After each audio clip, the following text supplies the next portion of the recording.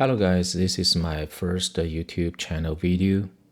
Parents, please respect your 50 years adult child. This video is talking about controlling parents, sandwich generations, and family boundaries. Hope you like it. This is from Wife Always Right series 001. This quote is from my wife, Hannah Wu, and today is her 50th birthday. And this is also her biggest wishes for this special day. Parents, please respect your 50 years adult child. Happy 50th birthday, Hannah. Happy birthday to you. I'd like to introduce a book called Giant Baby Country. Its core ideas have sparked intense debate over traditional filial piety culture. The main reason why the Giant Baby Country was banned is that its core ideas triggered heated discussion about traditional filial piety culture. The author, Wu Zhihong, believes that the psychological characteristics of Chinese adults are similar to those of infants, which has led to many personal and family tragedies in society. This viewpoint is considered a severe challenge to the traditional Chinese culture of filial piety, and therefore it was prohibited by the relevant authorities. So, what is filial piety tradition and how it works? Filial piety or filial duty, pronounced as xiao. That's right, exactly the same pronunciation as laugh. But if you understand the real meaning of filial piety, you cannot smile even a little bit. Filial piety is a virtue of respecting parents, elders, and ancestors in the ethical concepts of Confucianism, Chinese Buddhism, and Taoism. Filial piety emphasizes obedience and respect. Filial piety refers to the affirmation of parents in order to repay their upbringing, thereby respecting their instructions and generally not acting against their wishes. Filial piety is considered one of the most important virtues in China and in other Eastern Asian cultures, and it is a central theme in many stories. One of the most famous collections of such stories is the 24 Filial Exemplars, which depicts how individuals practice filial piety. While China has historically had various religious beliefs, filial piety has been universally embraced across almost all faiths. Let's have a look at the example of the 24. A stepmother has been sick and bed for several days, and one day she suddenly wants to eat fresh carp fish. How can the stepson get her some? He was lying on the ice, trying to melt it with the body heat, and finally he made it. He caught the fish. He caught 2 fish. So this is a famous filial piety story about body melting ice fishing for stepmother. When I think about stepmother, I often think about the stepmother of Princess Snow White and the one of Cinderella. And thanks for Disney. You make me realize what the real stepmothers are. Let's talk about a conception called controlling parents. A controlling parents are caregivers who routinely override a child's autonomy, using authority, guilt, fear, or conditional love to direct choices, emotions, and relationships beyond what's age appropriate. For example, a high school graduated mother educate the college son to study calculus. That's it. Let's have a look at the typical phrases of controlling parents. First, authority and duty. The parents will always say like this: "We sacrifice everything for you. Don't let us down." 2. Guilt and shame. Other people's kids can do it. Why can't you? Number 3. Fear and catastrophizing. That major will ruin your life. That city will ruin your life. That partner will ruin your life. That girl will ruin your life. That man will ruin your life. That's really, really true. Number 4, conditional love and withdrawal. Wow, love can be withdrawal. If you insist on this, don't call us family. If you don't follow my idea, get out from here. That's conditional love. And number 5, enmeshment and ownership. Why do you need privacy from your own parents? Why do you need privacy from your own parents? That means before your parents, you have no privacy. Number 6, triangulation and comparison. Your cousin listens. That's why they succeed. It sounds like if you do not follow what I say, you cannot succeed. It's very common about this saying, about these phrases. And I also, as a father, also made such mistakes. A pity. I want to talk about the second conception. It's called the sandwich generation. What is sandwich generation? There's some family members, especially American people, 54% who have a parent over 65 years old and have a child younger than 18 years old, or have provided financial support to an adult child in the year prior to the survey. That's the survey 2021. That's more than half of the American people. They have to be like the sandwiches, like the bacon between the bread, and one layer is your parents, old parents, and one layer is your under 18 child. That's really tough work. About 1 in 5 sandwiched adults in their 40s and 50s have a both minor child and an adult child they've helped financially.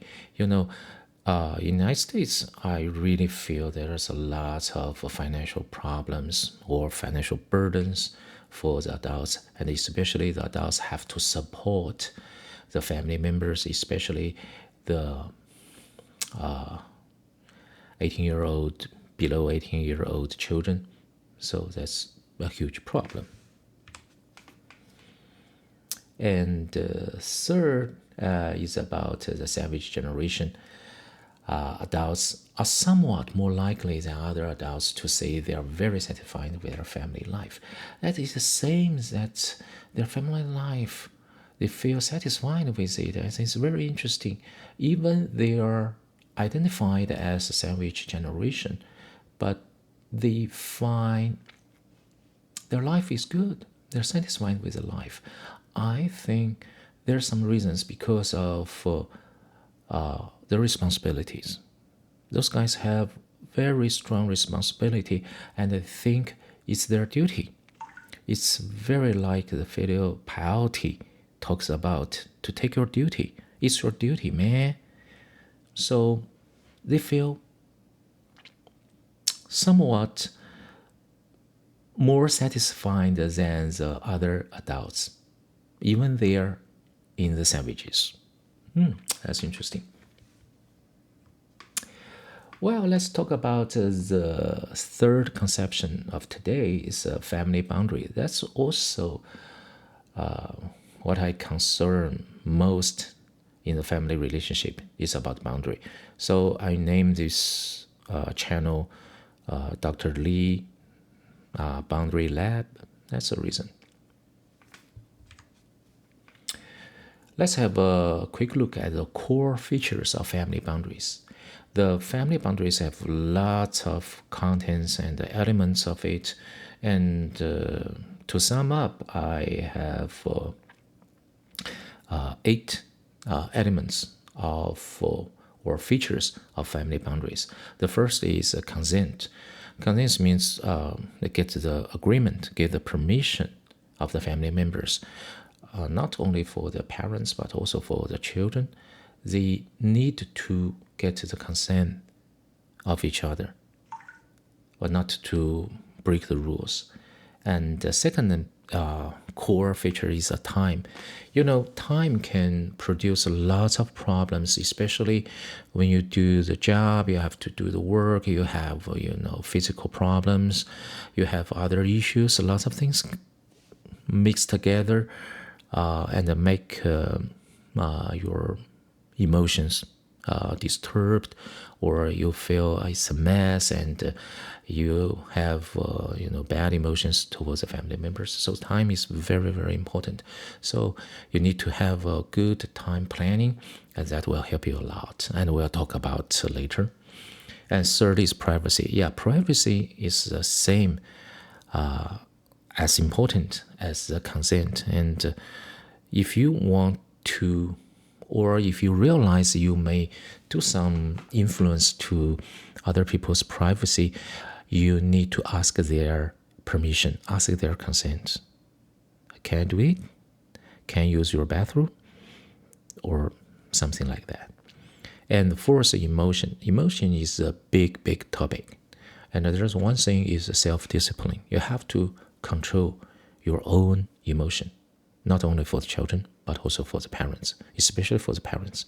Parents cannot willingly use their emotion towards their children. And sometimes these emotions comes from, the stress from work, from, other parts of the life, the financial burden, something like that. Okay. And the role.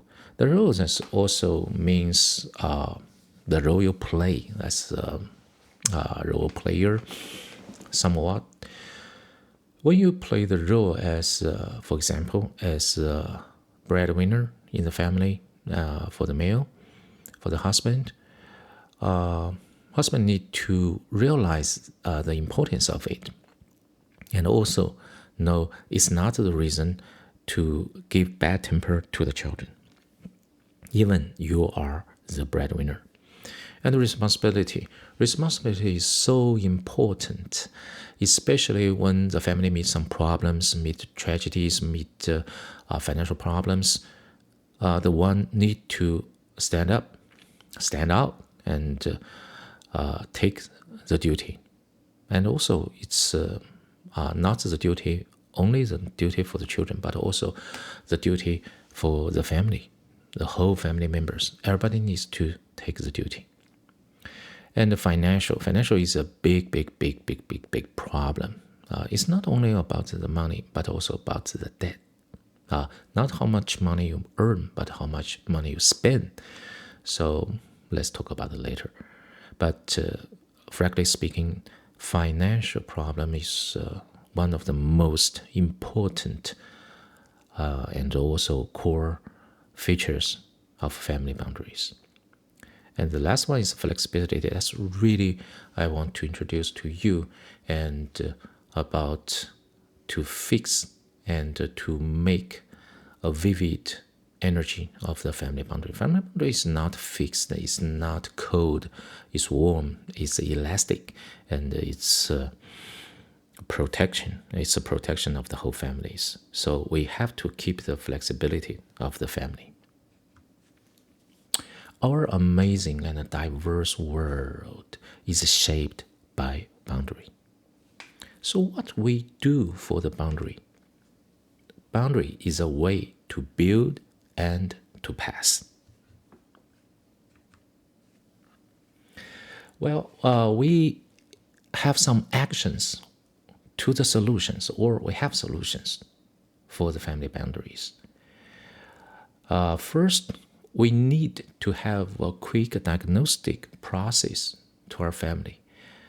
Do we family have boundaries? Do we have boundaries to the children? Do we have boundaries to our spouse? And make it clear, so clarity, to make it clear whether we have boundaries or we don't have boundaries, or we have very clear boundaries or we have not clear ones. So the first step, we need to do diagnostic things. Second, we need to respect others and respect ourselves. It's also a balance. And we have to take our responsibilities. Every family members need to find his own or her own role in the family and take the corresponding responsibilities. And also another side is about privacy and time planning. As we discussed, we need to keep our body's privacy and our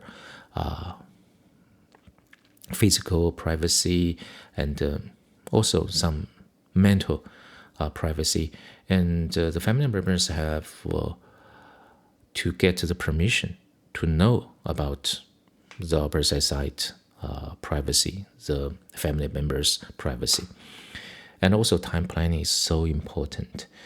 We have a limited time, we have a limited life, so have a good time planning can build a very nice family planning.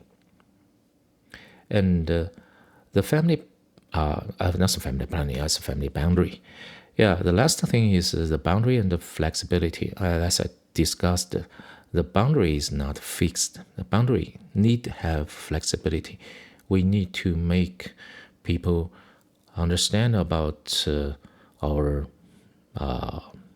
role in the families and our behaviors and our relations in these family boundaries, and make it flexible and easy to communicate and respect others, at the same time keep others' privacy and have effective communication, and that can make the whole family have good flexibility and in a firm boundary. And in the middle of the family boundaries is love. If you love someone, if you love yourself, you can think it clearly and know the solutions. And thank you for watching.